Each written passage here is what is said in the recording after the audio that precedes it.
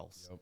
It's like the Moneyball guy, you know, like nobody believed in him. And now look, the fucking baseball infielders are playing in the outfield now because they've taken it, 20 years later to the extreme. And so, yeah, we just have our head down. We're just scoring more and more touchdowns and just making it undeniable.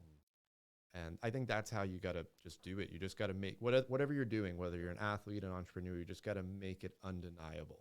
Yeah, it's in, I guess kind of bridging on that, for any young entrepreneur or someone in charge of a startup, what advice would you give to one of them? I'm going to give advice that very few people would. Get out of America. Yeah. If you're just starting out Yeah. and maybe you just have the thought of an idea or you're not there yet, go live on the beach in Thailand. Or I was living in Eastern Europe when I invented this. My rent was between $150 and $300 a month for fully furnished apartments. So I had unlimited time to invent everything. There was no pressure.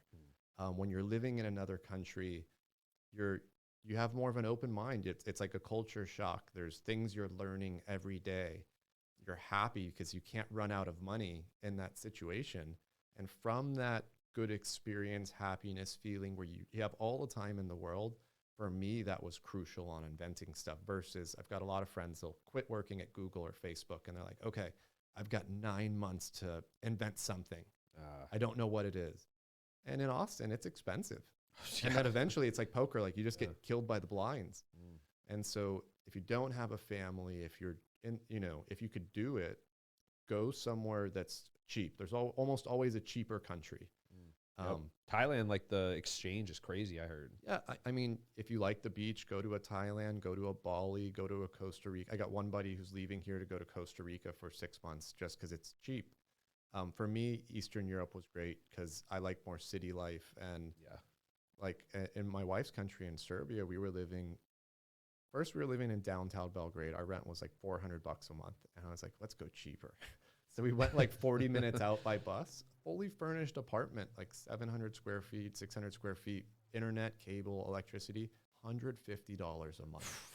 $150 a month. So it's like we couldn't run out of money there because we just ate at fancy restaurants, like went to the movies all the time, went out to a bar or whatever, whenever we wanted.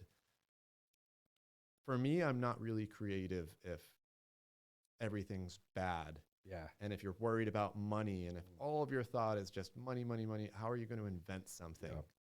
And so I always tell people, like, get the fuck out of America. And most people startups, if it's an app or a website, you don't need to be here. Yeah. Everything's tech, like digital now. Like you can still communicate and do everything that you could do here in a different country. Yeah.